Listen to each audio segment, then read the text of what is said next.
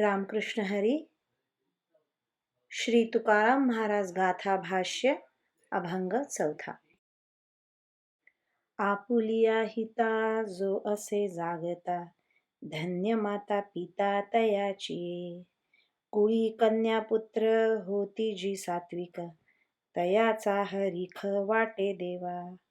गीता भागवत करीती श्रवण, अखंड चिंतन विठोबाचे.